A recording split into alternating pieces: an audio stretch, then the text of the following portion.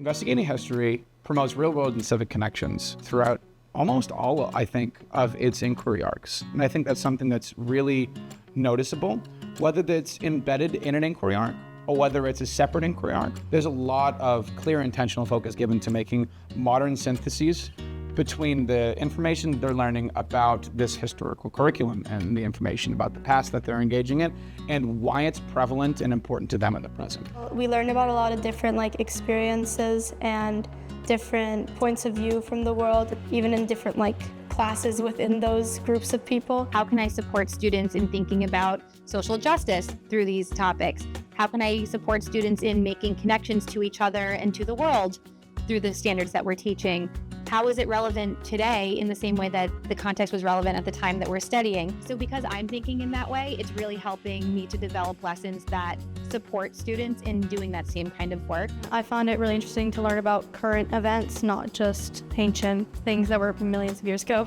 It's had a significant impact on what I can do in the classroom. The students seem interested in the materials that they're getting. They want to ask really good questions. They really start thinking about people in a different way and how they interact with people. You can see it even in our classroom, just this general idea of kindness and understanding, acceptance, that we all bring something when we enter a room or a space, and that's valuable. And so the investigating curriculum, history curriculum, is constantly asking them to evaluate multiple perspectives. It's not just one straight road.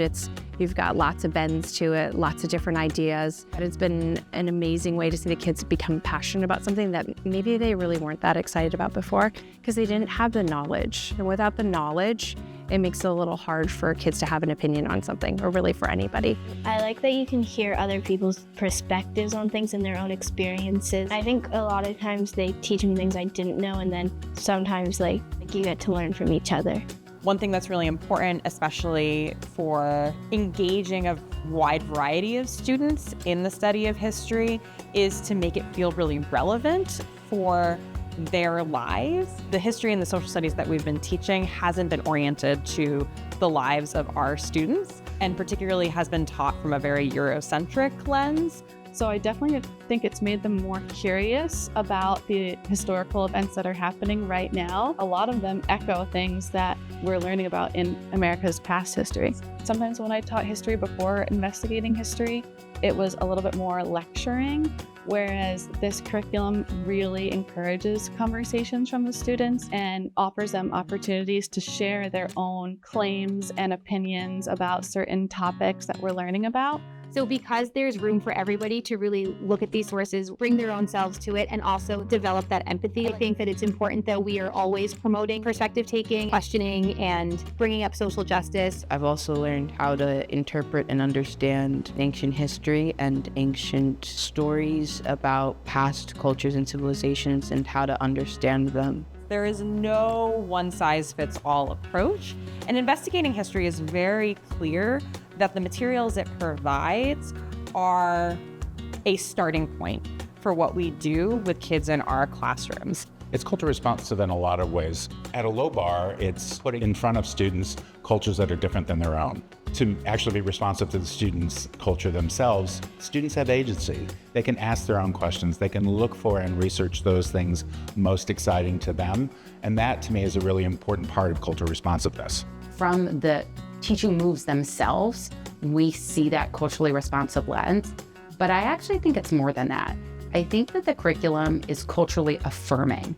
And so when you think that a traditional US1 survey course, it's typically a whitewashed, heteronormative, kind of dominant perspective. This investigating history kind of takes that paradigm and puts it on its head, where the diversity and pluralism of America's past is the central guiding principle. What I like about social studies this year is that it teaches us what came before us and how it changes the environment that we live in. There are different types of people, different types of ways to do things back then. How do we recenter narratives about historically marginalized populations in the history that we are teaching? And how do we do that from a variety of perspectives that center joy, that center agency, particularly of communities of color? Investigating history makes it a central part of the curriculum to say, Ask them what experiences they bring, ask them what they think. Even though we're talking about something that happened thousands of years ago, they're still looking through their modern lens. Why was that group treated that way? What's that group gonna do in order to get the rights that they need? That's really just setting a foundation for them today and thinking about their future as active citizens in our society.